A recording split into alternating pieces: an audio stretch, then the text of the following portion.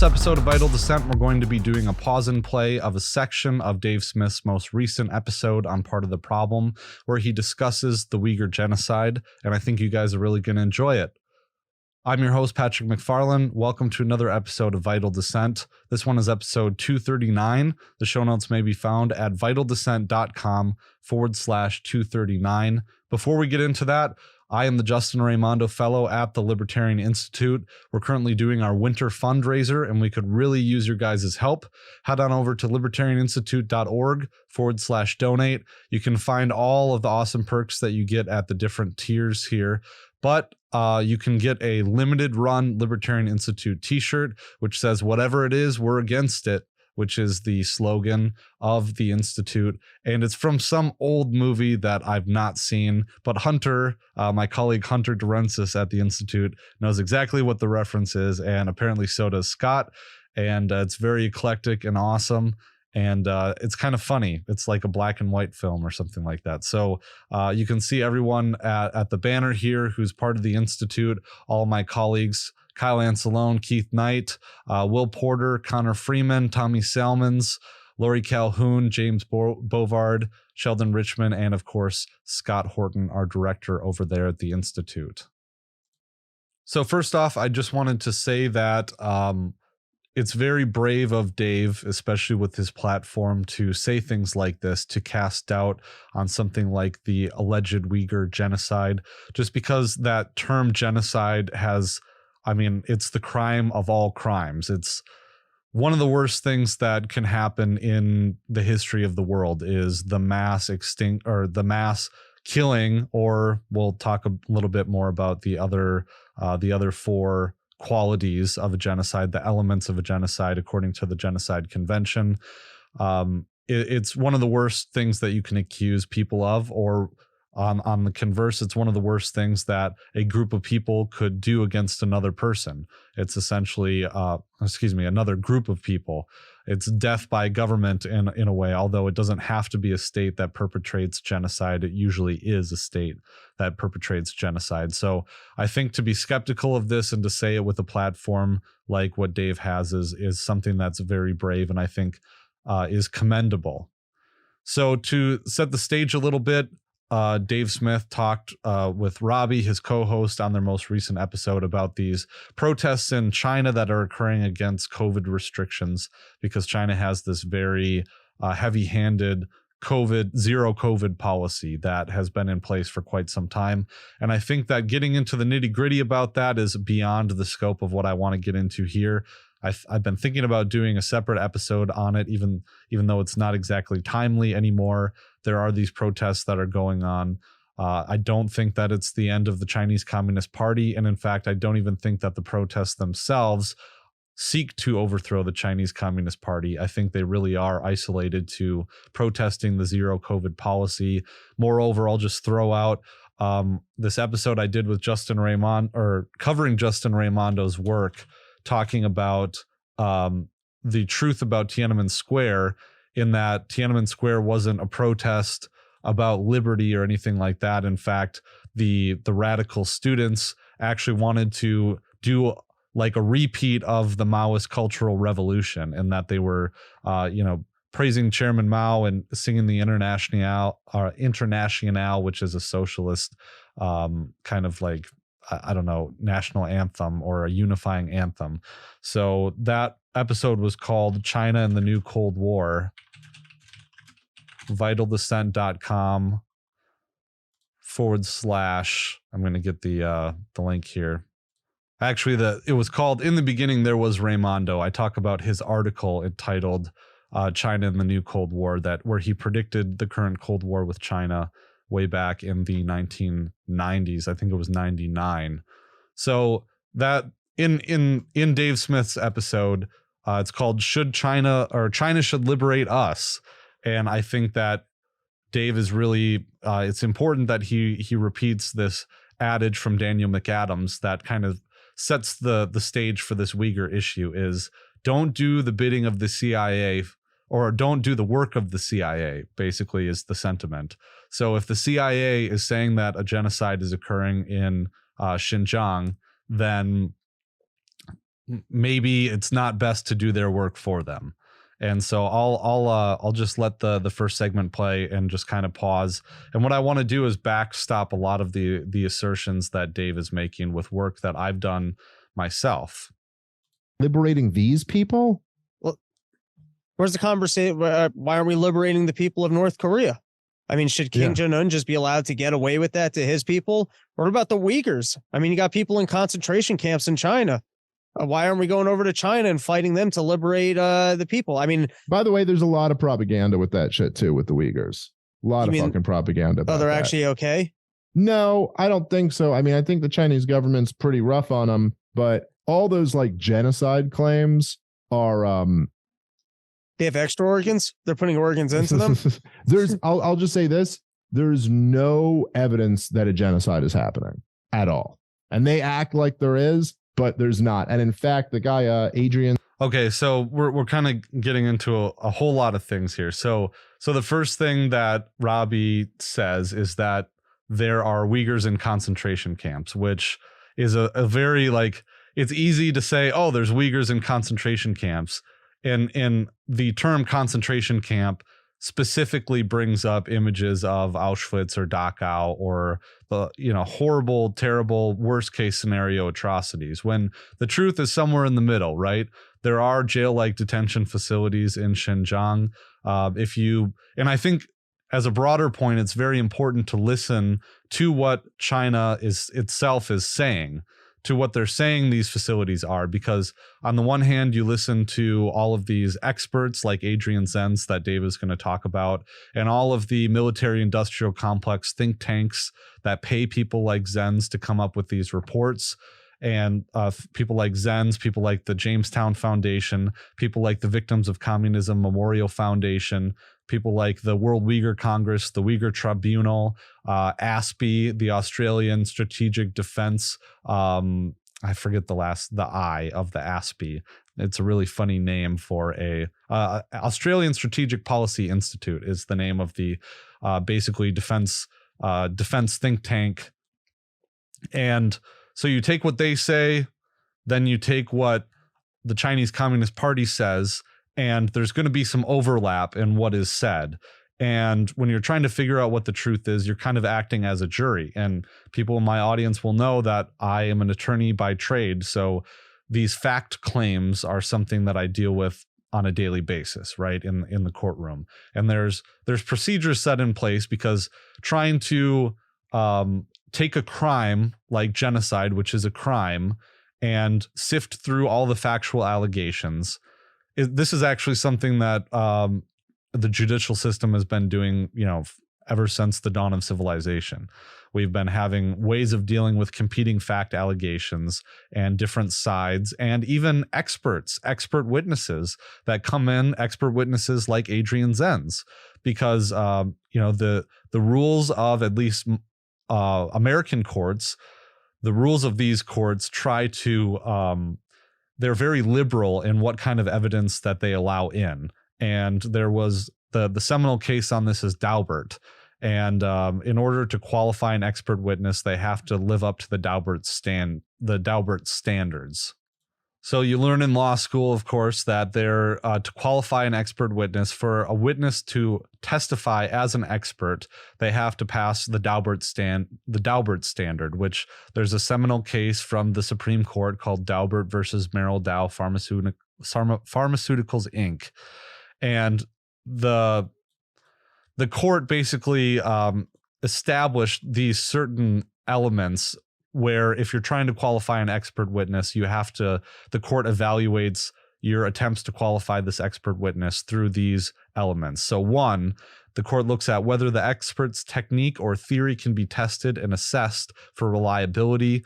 2, whether the technique or theory has been subject to peer review and publication. 3, the known or potential rate of error of the technique or theory. 4, the existence and maintenance of standards and controls. And 5, whether the technique or theory has been generally accepted in the scientific community. And it's a pretty liberal standard. So you can qualify all kinds of experts on all kinds of topics. So in one instance, I was doing a personal injury case, and I had I forget the name of the technique because it's been a couple of years, but I had a therapist who did therapy, and the primary method was this eye placement. Like a person would move their eyes a certain direction, and the therapist would work with the patient, tell them to move their eyes in a certain direction and to keep them pointed in that direction. And that's when the therapist would talk to the patient about trauma that they experienced. And I was able to find peer-reviewed studies talking about the efficacy of this method, that they're actually, it's called like brain spotting. That's what it's called. And so it might sound like, and on some level, it might be some kind of osteopathic method, some traditional like weird experimental method. And it might sound that way to a jury, this idea that, looking in certain places might trigger certain emotions or memories, but there's peer-reviewed literature about it, and they've been able to demonstrate and test through these elements. And I got this admitted in a hearing to a trial that I was working on when I did personal injury work, that we were able to qualify this brain spotting expert to come in and testify about it. So it's a pretty liberal rule. And in fact, Daubert is a continuation of Frye, the Frye standard. And that was the prior standard. It comes from a DC Circuit case from 1923, stating that an expert opinion is admissible if the scientific technique on which the opinion is based is, quote, generally accepted as reliable in the relevant scientific community.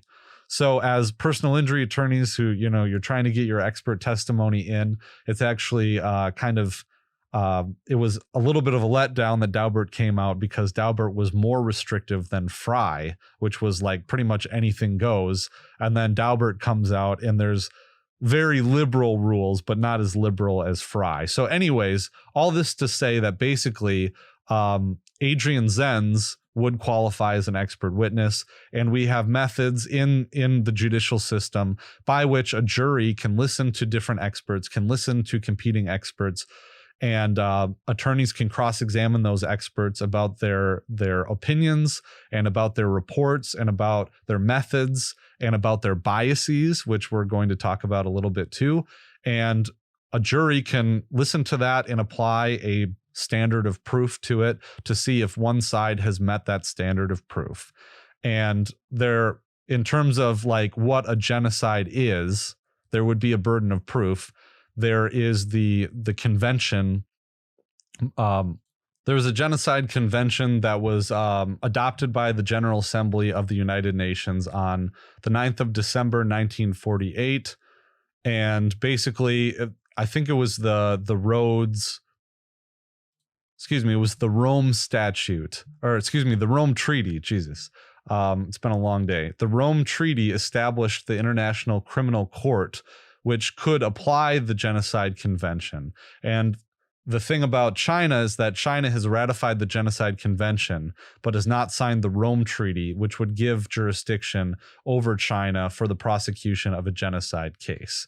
So according to the Genocide Convention, there's 5 different types of genocide.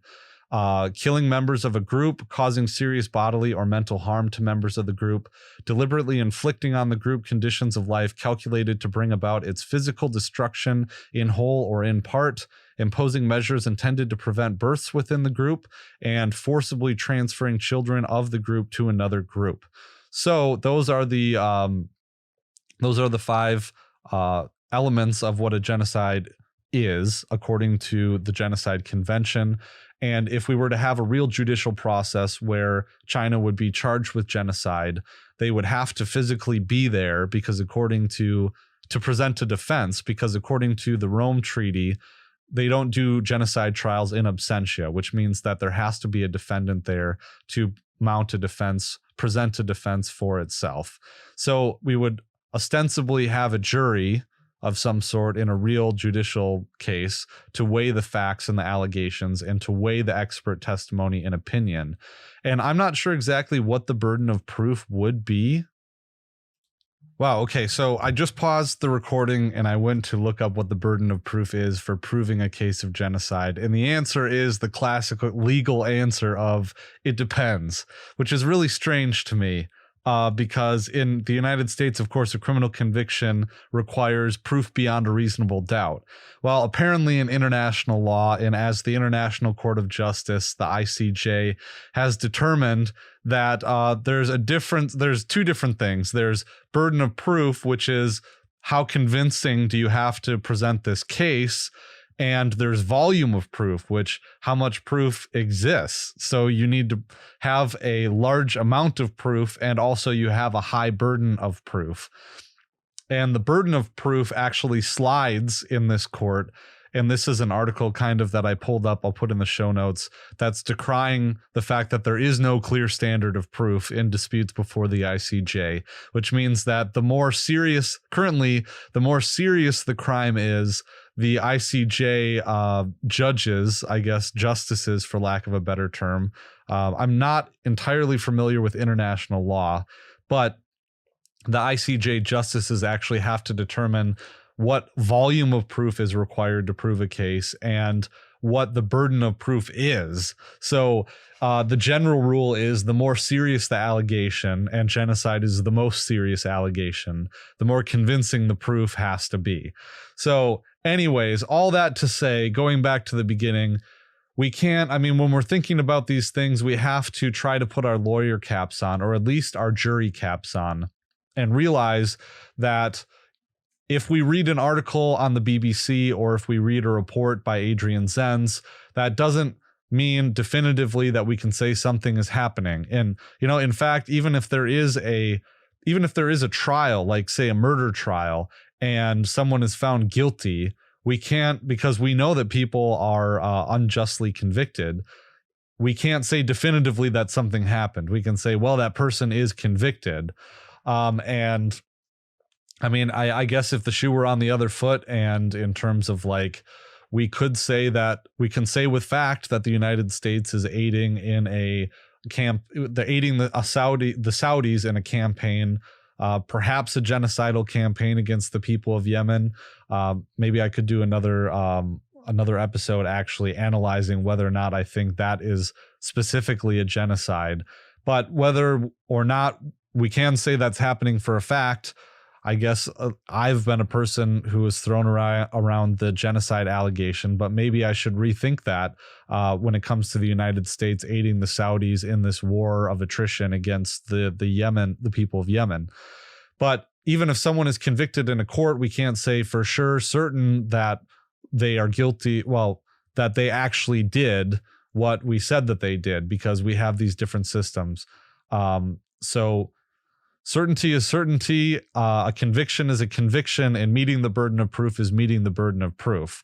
Furthermore, so to finally get to these allegations of Uyghurs that are in concentration camps, I would say it's more clear to state that they are in jail-like detention facilities, because concentration camp specifically evokes this image of people being put in a certain place for the purpose of exterminating them, or for the purpose of putting them in conditions that are meant to kill them. And I don't think that there is evidence of that. There is evidence, and we could talk about this further, there is evidence that there are Uyghurs in jail-like facilities, that they are there unjustly, that they are there for a certain period of time and then released, that they are not executed there. There is some evidence that there is abuse in these camps, but there is not a lot of evidence that this is a systematic, intentional, how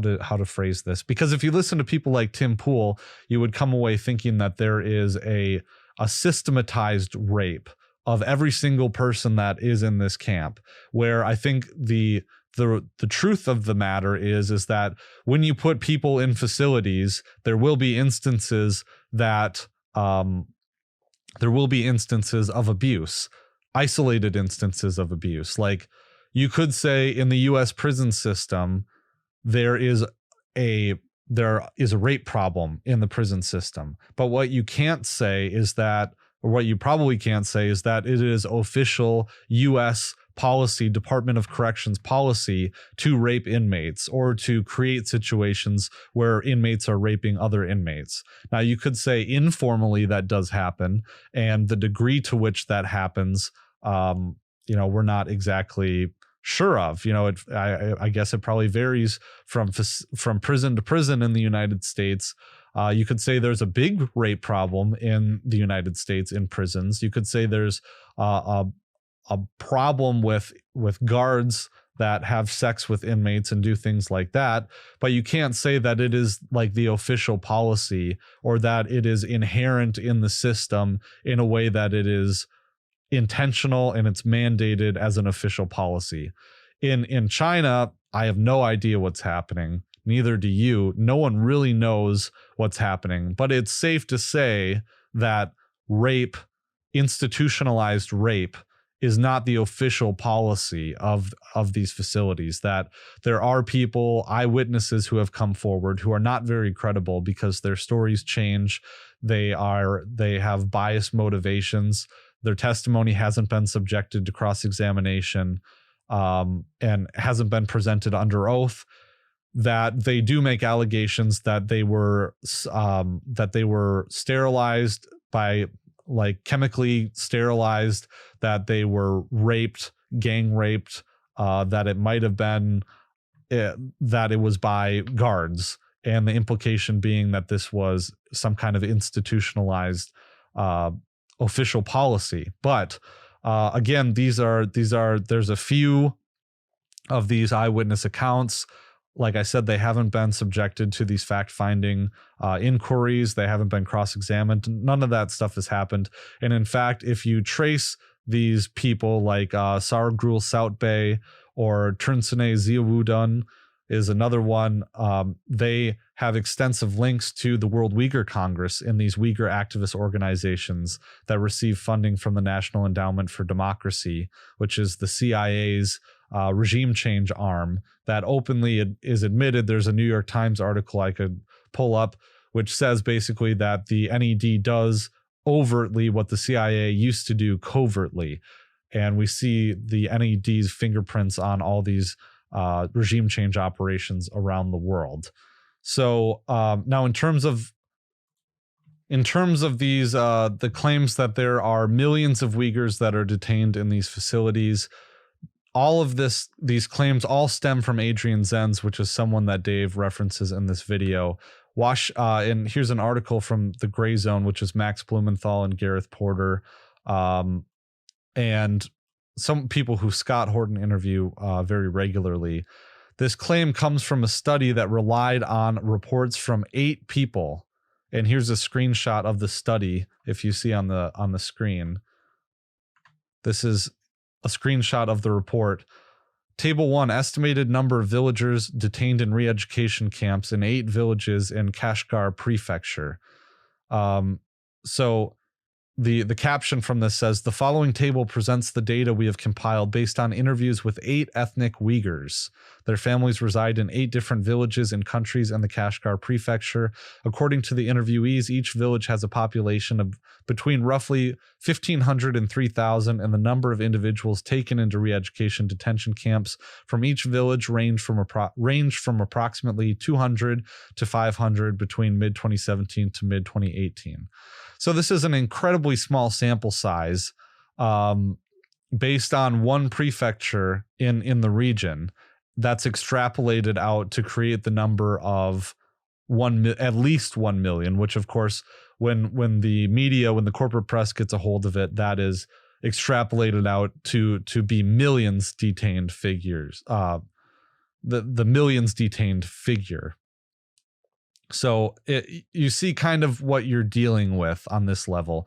And completely left out from the conversation is the fact that I've talked about this in a piece that I had, was the connection between Uyghur terrorism, which is never talked about in the West by anyone who says anything about the mistreatment of the Uyghurs and the Uyghur genocide.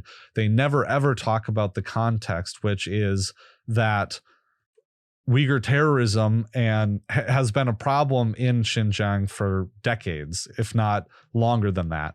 And of course, that doesn't justify anything, but it makes the Chinese look a lot like Americans in terms of the war on terror and what their tactics are in combating terrorism, because there is a Uyghur terrorism and a Uyghur separatism problem in Xinjiang. And in fact, the most violent part about it was the Urumqi riots, or the Urumqi.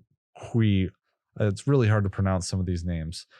There were a series of riots that took place and a series of terrorist attacks that took place throughout Xinjiang in the last few decades. And here's a paper that I've cited before from Combating Terrorism Center. This is a West Point paper. So this is West Point, the U.S. military, talking about how in July 2009, communal rioting unsettled the provincial capital, Urumqi, in China's Xinjiang Autonomous Region. The rioting between Uyghurs, a largely Sunni, Muslim, and ethnic Turkic minority group, and Han Chinese highlighted the contentious position of ethnic Uyghurs in China and the underlying tensions between Uyghurs and Han Chinese in Xinjiang in particular. The worst spate of ethno-sectarian strife in China in decades was sparked by a confrontation between Uyghur migrant workers and Han Chinese at a toy factory in Guangdong province in southeastern China that left 2 Uyghurs dead. Subsequent public demonstrations by Uyghurs in Xinjiang protesting the government's handling of the incident spiraled into violence. Approximately 129 people were killed, 2/3 of whom were Han, and thousands more injured on both sides in the ensuing chaos that captured international attention. So here's some more background on it. Uyghur nationalists refer to Xinjiang as East Turkestan or Uyghurstan, and Uyghuristan, and it is a region they consider their ancestral homeland. For Uyghurs, Beijing's decision to raise the old city in Kashgar, the Uyghur capital, cultural capital, and a key stop on the Silk Road, and to build new structures in its place is emblematic of China's hostility towards them. So here's some of the background, basically, and I believe that there have been like problems with mass stabbing attacks in Xinjiang that have seen Uyghurs like roaming the streets with swords, which is pretty badass, but also horrifying. And then for the U.S. involvement, the U.S. intelligence involvement with the Uyghurs, I always cite this speech that that Colonel Larry Wilkerson gave at a 2018 Ron Paul event. But I'll just to read from my piece, and I have a documentary out about this. Indeed, the CIA is rumored to have recruited and trained Uyghur Muslims for clandestine operations throughout the Middle East. Journalist Eric Margulies told Scott Horton in both November 2008 and April 2009 interviews that he witnessed Uyghur Muslims being trained in Afghanistan by Osama bin Laden and the Pakistani ISI with the knowledge and support of the CIA for the purpose of destabilizing China. And that is the goal, is to use the Uyghurs for the United States, is to use the Uyghurs, one, to justify their sanctions, their sanction campaign against China, to mar China's presence and reputation on the international diplomatic stage, and to create unrest in Xinjiang, which is basically the back door to China. And if there were a war between the United States and China, destabilizing the westernmost part of China would be probably the most important thing that the United States could do, other than support Taiwan and turn Taiwan basically into an airstrip, a large aircraft carrier sitting in the South China Sea to just launch airstrikes from. So destabilizing that area of China and using the Uyghurs, which are maybe the most tension between of any group internally in China domestically, aside from, I don't know, maybe Hong Kong protesters or Shanghai protesters, would be to use the Uyghurs. And of course, none of what I'm saying justifies what China is, what we can say that with some certainty that China is doing to the Uyghurs, because they admit that they do have Uyghurs in these vocational facilities, according to them, where they try to assimilate these Uyghurs into Han Chinese culture and to de-radicalize them in a broader anti-terrorism campaign. That's not to justify what's happening, but it's also to say that we exist in the world where states exist and where states could have some security interests that they deem to be justified.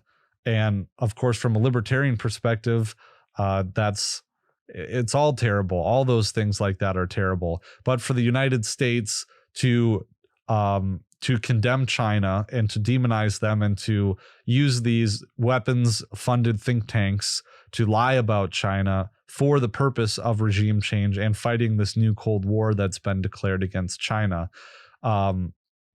it's just hypocritical, and it's easy to see through. So going through here, Colonel Larry Wilkerson claimed in a 2018 speech that up to 20,000 Chinese Uyghurs had fought on the side of al-Qaeda in Idlib in Syria. Several Chinese authorities believe these Uyghur forces were invited there by Turkey, which again is a NATO ally. So there's that part of it too, and even like the weapons manufacturing, like the MIC the military industrial complex think tanks, they even admit. They've written papers admitting and talking about the presence of these Uyghur terrorists fighting in Syria on behalf of the Free Syrian Army and ISIS, or on the same side rather, maybe not on behalf of.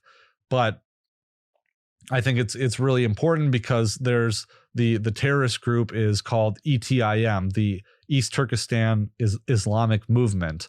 And of course, there's a government in exile of these Uyghur nationalists, and they call it East Turkestan, the government of East Turkestan in exile. And there are all these NGOs, the Uyghur Tribunal, and the special interest groups, which get involved in proselytizing the Uyghur genocide narrative to all of the mainstream media outlets. Now, as for Robbie's claim of he makes a joke about organ harvesting and how China is, the real claim is, as repeated on Tim Pool, and I've covered in this show, is that China is using the Uyghurs to harvest their organs, which is this really bizarre, grotesque claim that is put forward by people that were on Timcast IRL several times, China Uncensored. And I could go on for a really long time, and I've already gone on. There's so much to this. There's so much to this topic. And I've only gotten through like 10 seconds of the Dave Smith show. And I tried to record this podcast before last night, and I did a whole hour and I didn't get through a whole lot, and I just felt bad. So I deleted it. Now I'm trying to go through it again, but there's just so much. And this is part of the problem with someone says, oh, well, the Uyghurs are, the Uyghur genocide and the Uyghurs are being killed, because wholesale killing is what immediately comes to your mind. And no one is claiming that, in fact, as Dave says. But it's just so much material and so many different aspects of this to get into. It's just really incredible, but it's hard because you have to have an hour-long video to talk about 10 seconds of what someone says when they make claims like this. Welcome to the portion of the show where I tell you how you can help support this content. The best way to do that, guys, is to go to libertyweekly.club. Yes, I haven't changed the URL yet, but this is my membership website that also functions as a newsletter. So if you go to that website, libertyweekly.club, hit the subscribe button in the upper right-hand corner, and you can subscribe for the free newsletter, and I send out a lot of free content. However, there is a section in those free emails that is premium, and that premium section includes early access to my episodes, access to bonus episodes, and preprints of my articles before they're published at the Libertarian Institute or other outlets. So again, go to the website, hit subscribe in the top right-hand corner, and sign up for that email list. You go through the page here and you can see all the content that I've set out in the past. There's a whole bunch of it, guys, and you get access to those previous emails that have gone out as well. Another way to help support me is to go to vitaldescent.com/stitchfix and sign up through my link there. You'll get $25 off your first order, and I will also get a $25 credit. Guys, I use this to buy my wardrobe. I'm a father of two. I have my own business. I do this, and I don't have time to go shopping. Can't haul the wife and kids around to have a leisurely shop for myself to pick these clothes. So what Stitch Fix does is that they pick the clothes for you. They send them to you in fixes, and it's really awesome stuff. These are all the pieces that I personally have bought myself.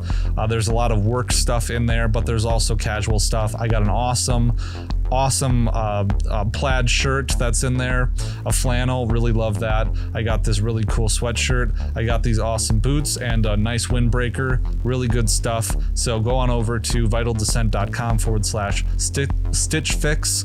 You can also get Vital Descent, really hard not to say Liberty Weekly, Vital Descent merchandise with the cool, awesome new logo from Mises Pieces. You can get all these kinds of things, all this merch. You got coffee cups, pint glasses, sweatshirts, premium t-shirts, premium sweatshirts, all that good stuff there at vitaldescent.com/merch.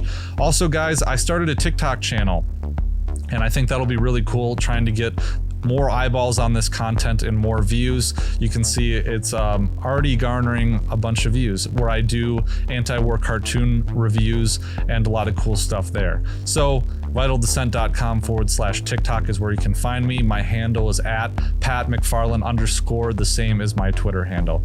Okay, guys, that's about it. Check out those things. Please help support this content. Help me pay my producer and make the show better for you guys. Thanks.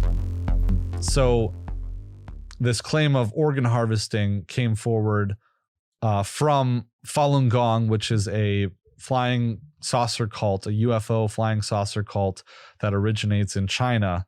And they did these Qigong exercises, which were like some kind of it's like a new age spiritualist type thing. And they came afoul of the Chinese Communist Party because, of course,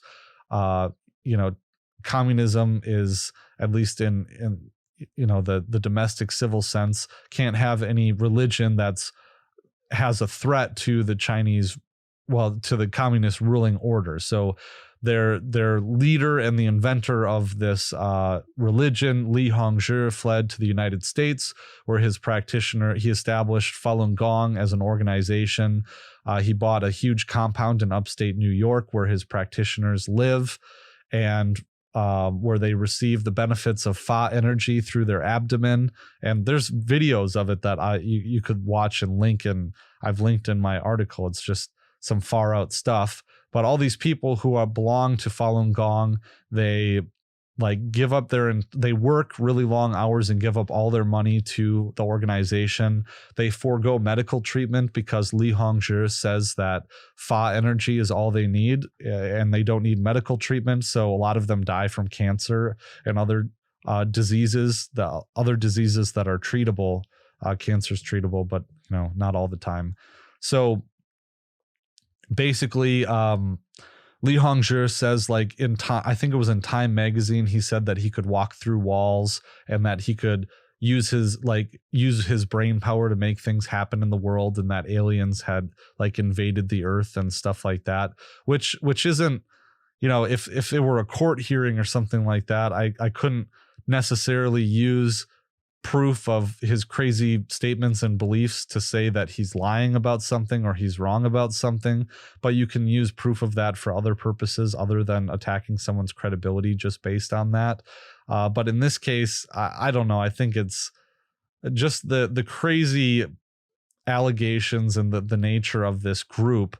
I think you could introduce a lot of it to show bias, because, and we'll get into how you show bias in a court to attack experts, because one criticism that I've gotten from people was that, well, you're not really attacking the points that these experts are making. You're just attacking you're using ad hominems to attack them. And my response is, well, pointing out that Adrian Zenz is a hawk, and that he works at think tanks that are funded by the military industrial complex, by weapons manufacturers, and who employ former U.S. State Department intelligence officials who are very hawkish, who advocate for hawkish policies against China, actually is evidence of bias that could be used in the court of law. I don't think that is beyond the pale for me to point those out, to attack their credibility by showing real bias that they have. And you can also attack the numbers as well, which I think we might get into. But again, there's just so much here. So when you go to Falun Gong and talk about Falun Gong, the connection between China Uncensored and Falun Gong is direct, because, and because all these Falun Gong practitioners, when they came to the United States with Li Hongzhi, he told them to basically infiltrate the media and to become real media. And so what they did is they went and they started New Tang Dynasty, which you might have seen their television programs at events like Freedom Fest, and the Epoch Times, which is of course, like a mega newspaper that came out during the Trump era that's rabidly anti-China. BoomerCon conservatives read it.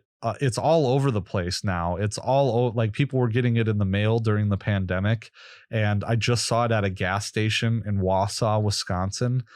Just really strange stuff. But the Epoch Times is founded and owned and run by Falun Gong people.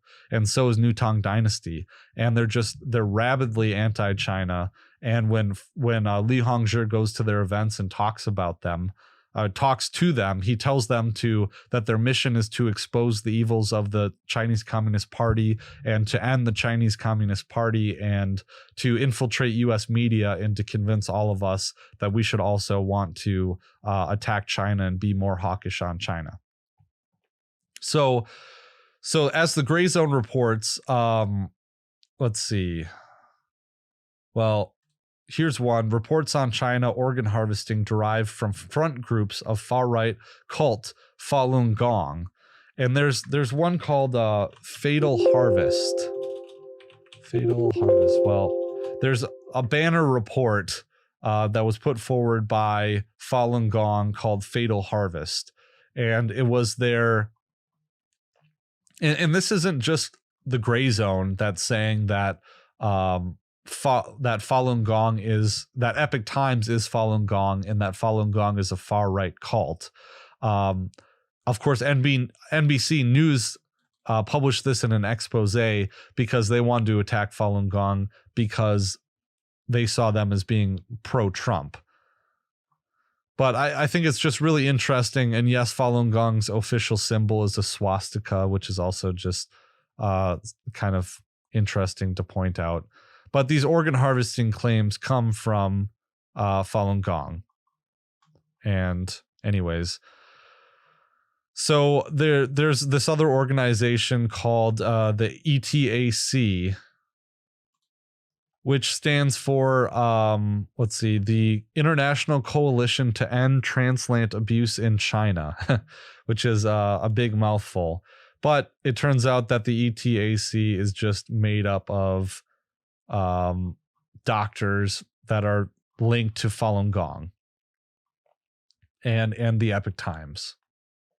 And there's this other organization called the China Tribunal, which is also connected to Falun Gong. So that's where all these claims are coming from. And some of them are really outlandish. Like if you listen to China Uncensored's appearance on Tim Pool, he talks about Chris Chappell and this other Brett Gnazda, I think his name is, talk about how like China's making millions of dollars off the black market organ trade by extracting the organs of Falun Gong practitioners and these Uyghurs that are in these concentration camps in the millions. So all that to go through the first 10 seconds of this freaking clip. I apologize. I get really carried away with this, but here's the rest of it.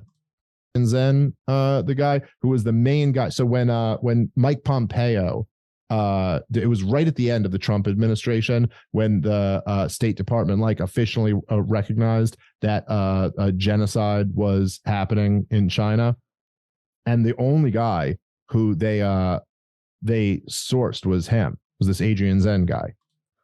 So Dave is talking about Adrian Zenz, the guy who I was just mentioning that I discussed in my article here that I did in April of 21. And here's the actual press statement. On the last day of the Trump presidency, Mike Pompeo, the former Secretary of State, made this determination of the Secretary of State on atrocities in Xinjiang. And January 19th, 2021, basically, making this, talking about the Genocide Convention of 1948 and talking about the evils of the Chinese Communist Party. And you can see that Here's another article that I wrote about this, and you can see that the Biden administration took up the reins of the Trump administration right where they left off, and used these same claims put forward by Mike Pompeo, who cited Adrian Zentz's work, and used it to pass the Uyghur Forced Labor Prevention Act, which took effect on June 21st of 2022. And that employed incredible economic sanctions against Xinjiang and China, but Xinjiang in particular, and created a rebuttable presumption that all goods mined, produced, or manufactured wholly or in part in Xinjiang or by an entity on the UFLPA entity list are prohibited from U.S. importation under federal law. And I think it's, if you want to import goods from Xinjiang, you have to prove by clear and convincing evidence, which is between a preponderance of the evidence and beyond a reasonable doubt. It's like 75 or 80% certainty that these goods are not made with forced labor, which is a huge impediment. I mean, if you were a business and had a bottom line, would you want to spend money? Would you want to spend into your profit to prove that these goods are not made with forced labor? And it's only goods it's goods manufactured wholly or in part. So if there's any part of your larger product that was made in Xinjiang, then you have to prove by clear and convincing evidence that it wasn't made with forced labor. So here's the link that says Pompeo relies on Adrian Zentz's report. And here's the statement from Mike Pompeo. In addition, after careful examination of the available facts, I've determined that the PRC, under the direction and control of the CCP, has committed genocide against the predominantly Muslim Uyghurs and other ethnic and religious minority groups in Xinjiang. I believe this genocide is ongoing and that we are witnessing the systematic attempt to destroy Uyghurs by the Chinese Party state. And the AP report says, a main reason cited for the declaration of genocide was widespread forced birth control among the Uyghurs, which the Associated Press documented last year. Another reason cited, Uyghur forced labor, has also been linked by AP reporting to various products imported to the U.S., including clothing and electronic goods such as cameras and computer monitors. So if you follow this link here, where the AP says the main reason cited for the declaration of genocide was widespread forced birth control, it leads to an article that talks about Adrian Zenz right here. So that's what Dave Smith is referring to. So in here, in this article, credibility in the Xinjiang police files that I wrote in July this past summer, talking about Adrian Zenz specifically, he is... Let's see. He is a senior fellow at the Victims of Communism Memorial Foundation, which people should know it's an old anti-war, It's an old anti-Russian, like an old Cold War think tank started by, Zbigniew Brzezinski and Lev Dobryansky. And so I'll talk more about that a little bit more. But Zenz, he's a senior fellow there. He's a German anthropologist by trade. I don't believe he's ever been to Xinjiang to actually see things on the ground. His works have been published at the Jamestown Foundation and the New Lines Institute, which the New Lines Institute is a publication that is infested with national security state veterans and military industrial complex, all anti-China people, and officials, former officials, current and former officials. And so here you can see on the New Lines Institute, their homepage, you can see Zenz's report that's linked right there.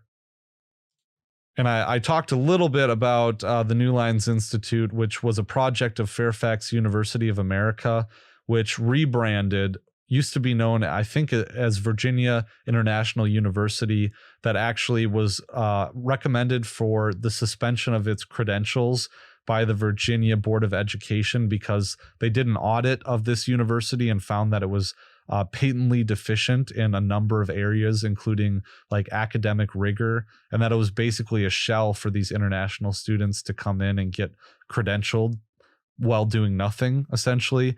Now, I think that before these reports came out, the credentials, like there was an investigation, and it turned out, well, that Fairfax University had changed the curriculum and I think taking care of a lot of these problems. But it was just a really interesting part of the whole story where the New Lines Institute basically was part of this shell university that seemed like it might have been part of some kind of degree laundering operation. I don't know, some kind of shady shit going on there. So right here, the Victims of Communism Memorial Foundation is a champion of anti-Russian Cold Warriorism, whose principal founders included former National Security Advisor and professed regime change architect Zbigniew Brzezinski. Everyone should know him. He was instrumental in at least claiming that he caused the Russians to invade Afghanistan by funding and arming and training and supporting the Mujahideen in Afghanistan during that conflict. Now, there's lots of different claims that go around with exactly how effective that his efforts to make Russia invade were, and how much aid and support went to the Mujahideen and when it went there. And I think I covered that in another podcast that I don't remember the name of right now, but look through the archive where I talk about that. It was within the last year, so that should narrow it down.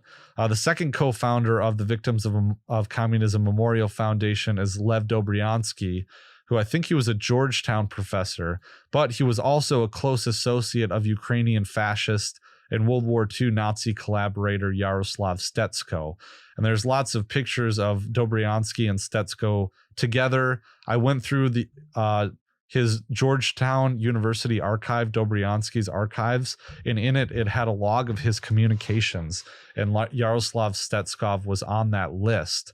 Yaroslav Stetsko. And Stetsko was actually, Lev Dobryansky was a Ukrainian nationalist, but this Operation Gladio, if people know about that, Operation Gladio was like a leave behind operation where in the USSR, in the former like states of Eastern Europe, the United States worked with and fostered relations with Ukrainian or Eastern European fascists in an effort to use them against the Soviets.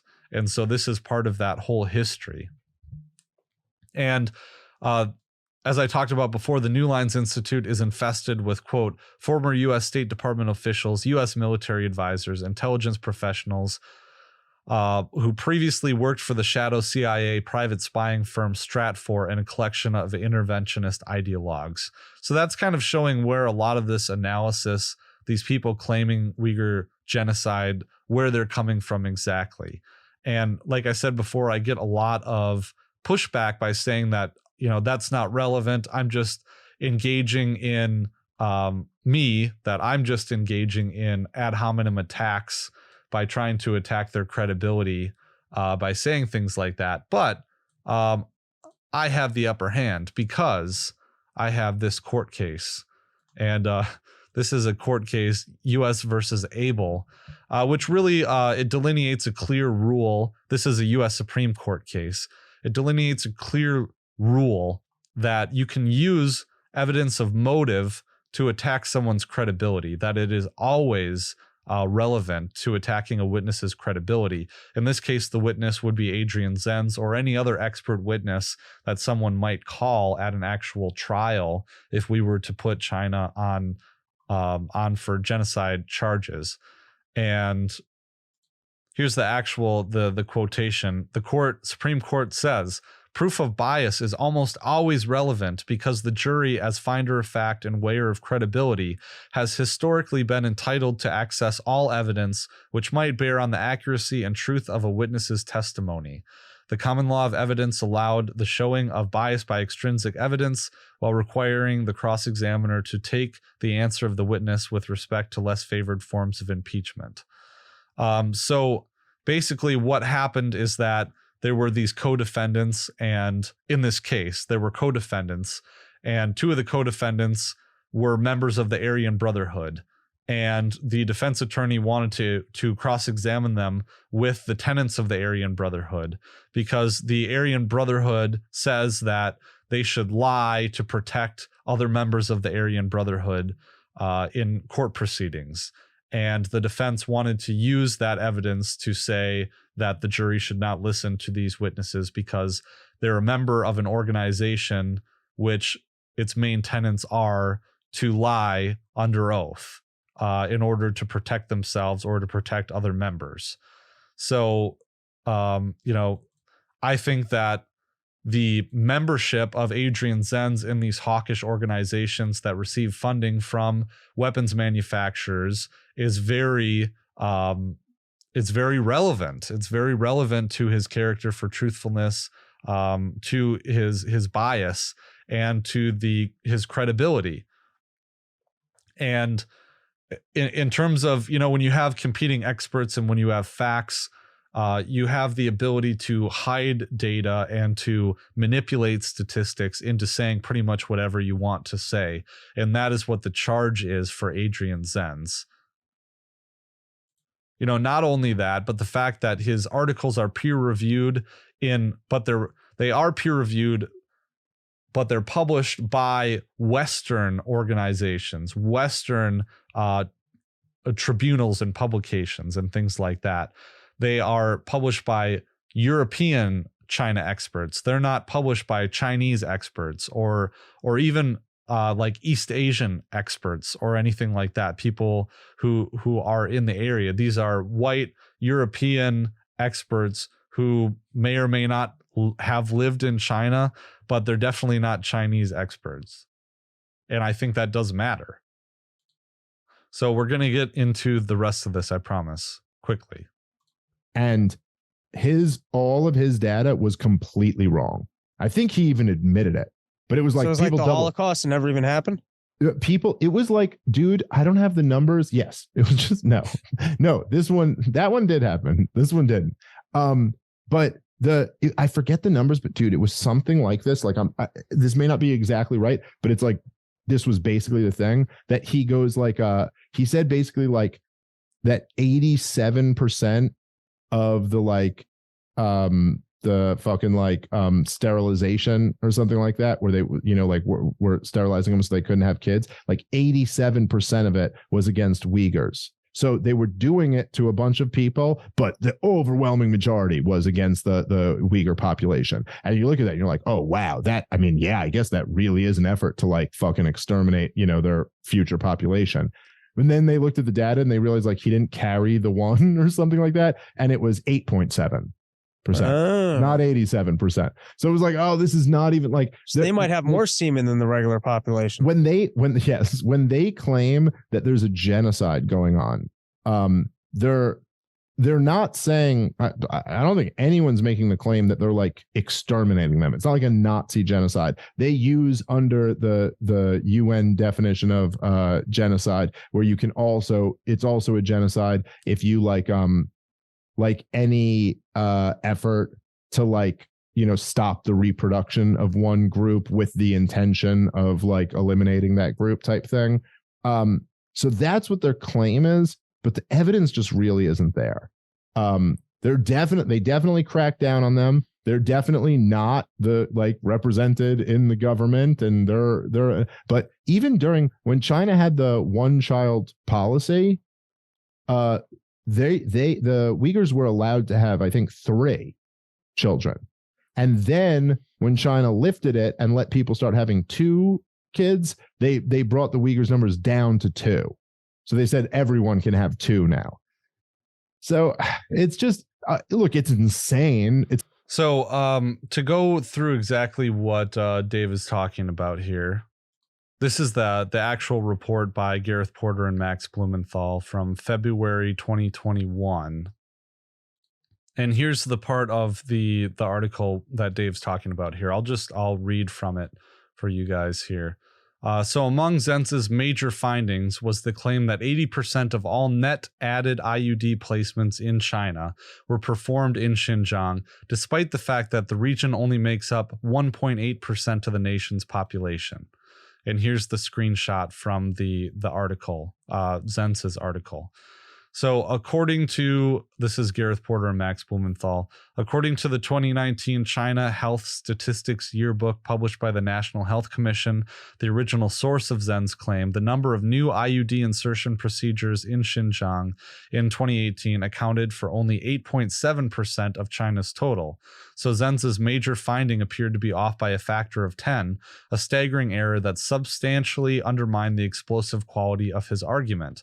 The relevant sections of the statistical yearbook Zenz relied on was translated by a native Chinese speaker and are displayed below. A full translation of the chart can be viewed here, and an archive of the entire statistical yearbook is here. So this is basically, this is an English translation, but this is the Chinese version. So you go through here. Now, IUD is something that Dave was talking about. An IUD is an intrauterine device. It's a birth control device that's put into a woman's uterus to prevent births. And it should be installed by a doctor. And I think it has to be removed by a doctor as well. At least, you know, if your wife is pregnant and the OBGYN doesn't want your wife to get, I'm speaking from experience. If your wife is pregnant and gives birth and your OBGYN doesn't want her to give birth again or get pregnant again for 6 months after the pregnancy, an IUD is an option that you can use for birth control. Now, it does have to be installed and removed by a physician. And this number that Zenz is attempting to create, he's made up this statistic to make it, on its face, it doesn't really seem like it, you know, there's no evidence that these IUDs were coercively installed in these women. And what does the number net IUD insertions even really show? That there were more people that decided to get IUDs in Xinjiang? What if IUDs weren't available in Xinjiang before 2019? And all of a sudden in 2019, you have a lot of these IUDs being installed disproportionately to the rest of the population. And I believe that is in fact the case, which would account for, you know, 8.7 is still a bit high, but that would account for the a bit higher number. So continued. When Zenz attempted to defend himself against accusations of cooking statistics on birth control surgeries in Xinjiang, and that's what Dave Smith is talking about, where he admitted he was wrong. He didn't exactly admit he was wrong, but he tried to defend himself. He ultimately cast further doubt on the quality of his research. When he responded to a Chinese academic critic, Zenz claimed that he had calculated Xinjiang's 239,457 new net IUD insertions, devices added minus those removed, as 80% of the national total in 2018. However, Henan province registered 206,281 new net IUD insertions, or 69%. In 2018, Hebei, meanwhile, registered 61%, amounting to a total of 210% of national net insertions. These numbers only make sense when calculated alongside provinces like Jiangsu and Yunnan that had more removals, -60% and -50% respectively, than total national net insertions. By relying on such a bizarre metric, Zenz appeared to have attempted a cynical statistical sleight of hand to paint Xinjiang as a hotbed of birth control surgery. So just a really interesting, you have to ask yourself, how could a province be responsible for 210% of national net insertions? That doesn't make sense, right? Because 80% is less than 100, and like 210% would be more than 100. So how could one province be 1,000 per, you know, how could one province account for 210% of net insertions of IUDs? That just doesn't make sense. And it's the way that he was calculating the percent, which didn't make sense either. So of course, me being an attorney, like there's a reason why I didn't become a doctor or like a mathematician or something like that. These statistics like bore the hell out of me. And I'm much more interested in fact claims and disputed facts and things like that, and making the case and setting that case up. But I'd encourage everyone to go through and read this article by Gareth Porter and Max Blumenthal, because that's what Dave is talking about. And it goes through in much more detail than I would like to elucidate in this podcast, exactly the problems with his statistics. But I have interacted with the exact individual that Max cited and actually helped out with the report. This guy on Twitter, the compliant golden hooped rod swinger, which is I don't know if that's something about faith that I don't exactly know about, but I did have a back and forth with him, and he has a PhD in theoretical physics, and so he's like a really smart math person that went through all of Zenz's statistical claims in these papers, and had been talking about this and helped Max with these claims.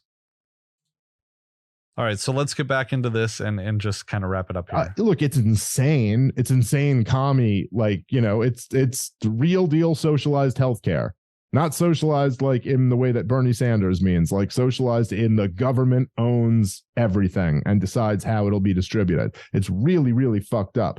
But I'm just saying there's a lot of propaganda about this shit that is just not accurate. That is just not accurate at all. And upon any and I think basically that's the kind of the end of the segment where they're discussing that. And I could go on for hours and hours and hours about this stuff, because there really is just a whole lot here. And there's a portion here where they talk about Gareth Porter and Max Blumenthal. They talk about the availability of healthcare in this area and family planning and the shifting of the one-child policy that accounts for a lot of what Adrian Zenz is alleging. And to go into just briefly go into the point where Dave is talking about the different ways of proving genocide. I talked about that a little bit at the beginning, but Dave is absolutely right. And I talked about this in a recent appearance with Reed Coverdale. He's absolutely right when he says that even the most ardent Uyghur supporters are not claiming that Uyghurs are being killed outright. So that goes to China's assertion, the CCP's assertion that what they're doing in these facilities is catching and releasing people. And according to UN documents that I cite in a recent piece that I wrote about this, according to UN documents, the average term of imprisonment is 5 months to, I think, 16 or 18 months. So it's really not a long period of imprisonment in these facilities, and they look like jails. I mean, so all that to say, not even the most staunch Uyghur activists are claiming that that Uyghurs are being killed and murdered wholesale. So when you go in through that, the sole claim rests on this prevention of births. And what they're really claiming is that there is slowing in the growth rate of the Uyghurs. No one is saying that the Uyghur population is decreasing even. Even Adrian Zenz is not saying that, but there's a decrease in the growth rate of the Uyghur population. And there's lots of benign explanations for that are gone through in this article. So, and the other thing I wanted to show is the World Uyghur Congress and Mike Pompeo, because there's yeah.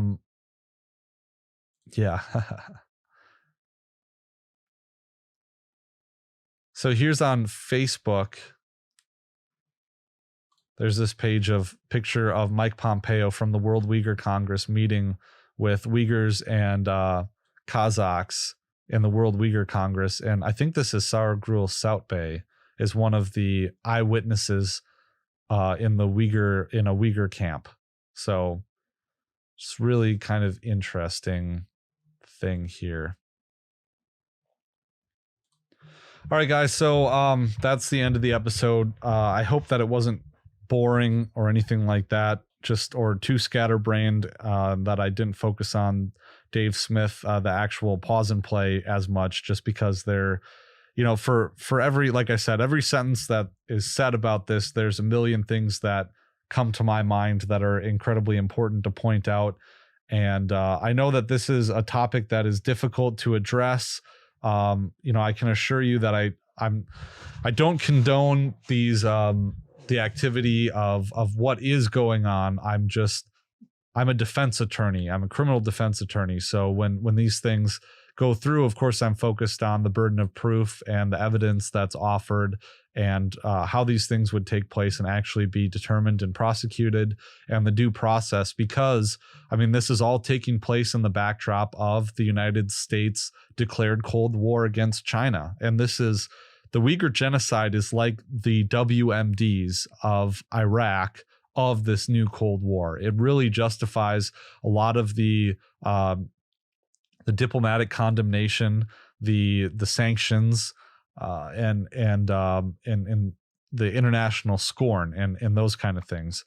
And of course, the on the western part of it, the Uyghurs and the destabilization campaign and things like that with Xinjiang is going to be really important in the next decade, as this evolving conflict between the U.S. and Russia and China, but also Russia, escalates, because in the NDS, the National Defense Strategies, all talk about how China is our pacing threat. It's the largest and greatest threat to the United States, and how it's going to take center stage, this conflict throughout, and how it will guide U.S. foreign policy and the U.S. military for the foreseeable future, for a really long time.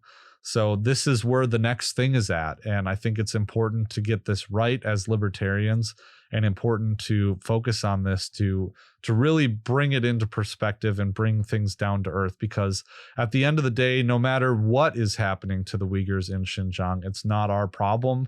It's not our fault. And we're not obligated to go over there, because nothing that we can do will make the situation better. It will only make the situation worse.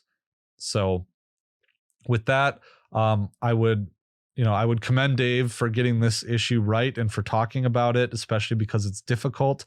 And I would invite Dave to have a conversation with me to talk about it, where I can share some of my work and we can discuss it. And hopefully, either his audience or the combined audience will be able to get more things out of that, and learn about this really insidious campaign by the U.S. State Department to escalate a Cold War by bringing this regime change discussion into regime change with the Chinese Communist Party over this issue, and as a major facet of the evolving Cold War against China. So again, go over to libertarianinstitute.org/donate to help us out during our winter fund drive, and I'll be back soon with another episode. Peace.